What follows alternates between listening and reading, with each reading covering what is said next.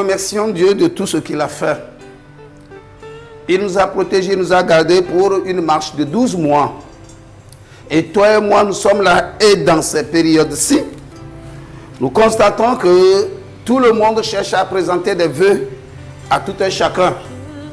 Oh, bonne santé, ceci ou cela. Mais nous nous posons la question, qu'est-ce que nous manquons réellement à la fin de l'année? Est-ce que c'est la bonne santé? Est-ce que c'est ceci ou c'est cela? Oui, c'est ce que je veux. Que pour nous, ce n'est pas seulement la bonne santé, le travail, la fertilité. Non, la rencontre avec Jésus. Donc pour ça, mon vœu de l'année 2026 prend le nom de mon rendez-vous avec Jésus. Mon rendez-vous avec Jésus. Et cela est tiré dans Jean chapitre 4, versets 6 à 8. Jean chapitre 4, versets 6 à 8. Nous lisons en lui selon français. Comme il fallait qu'il passât par la Samarie, il arriva dans une ville de Samarie nommée Char, près du camp du Jacob avait donné à Joseph son fils. Là se trouvait le puits de Jacob. Jésus, fatigué du voyage, était assis au bord du puits. C'était environ la 6e heure. Amen. Nous avions constaté que la dame, la Samaritaine, qui a rencontré Jésus avait des problèmes. Et elle croyait que la résolution du problème se passera par son mariage. Elle a contracté plusieurs mariages. La solution n'est pas arrivée. Donc, ça signifie qu'elle n'arrivait pas à déceler au fond de quoi elle souffrait. Ce qui lui manquait. Et Jésus a pris un rendez-vous avec lui. Mais ça, qu'elle ne sache même pas qu'elle a un rendez-vous avec Jésus. Et quand nous parlons de rendez-vous, il y a deux choses importantes. L'heure et le lieu du rendez-vous. L'heure et le lieu du rendez-vous. Ici, le rendez-vous est fixé à midi. Et le lieu, c'est le puits de Jacob. Alléluia. Le puits de Jacob. Ça signifie que Jésus savait que la dame manquait d'une source d'eau vive. Alléluia, que Dieu te bénisse. Elle manquait d'une source d'eau vive. Et c'est ça que Jésus veut lui donner. Et le rendez-vous est fixé à midi. Mais pourquoi midi? Nous avions constaté que les dames venaient puiser de l'eau dans ce puits le matin et le soir, c'est-à-dire le matin et l'après-midi. Mais Notre-Dame a choisi midi. Pourquoi midi? Elle a choisi midi pour éviter quoi? Ceux qui connaissaient bien son histoire, les commérages, les injures, elle voulait éviter tout cela. En cherchant à éviter les commérages, les injures, elle tenait à rencontrer Jésus sans savoir.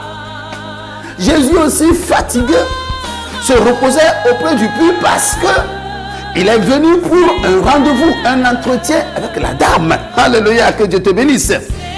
Et la dame échappait les commérages, rencontre Jésus, bien se tirait vers la solution à son problème. Et quel est son problème? Le problème de la dame, ce n'est pas seulement que manquer de l'eau physique, non, mais d'une soif spirituelle. Alléluia, que Dieu te bénisse. Elle manquait d'une soif spirituelle toute l'année, mon frère et ma soeur. Tu manquais d'une soif spirituelle. Tu as cherché la solution à tous les niveaux. Croyant que c'est la marche du commerce. Vraiment, le commerce commence par marcher, mais tu n'as pas le cœur tranquille.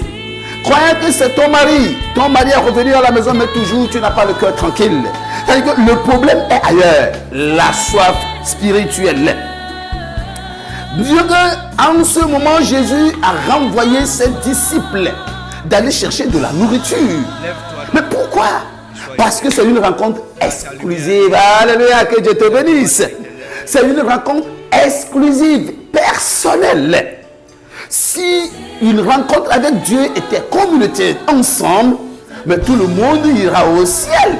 Le corps de la dame manquait de l'eau. Elle est partie à la recherche de l'eau. Mais la solution n'est pas là. Son corps manquait aussi son âme manquait aussi de la nourriture. C'est pourquoi nous disons que notre corps a souvent besoin de la soif et de la nourriture. Et notre âme aussi en a besoin. Et elle aussi réclame de l'eau, mais de nature spirituelle. Nous voyons et si on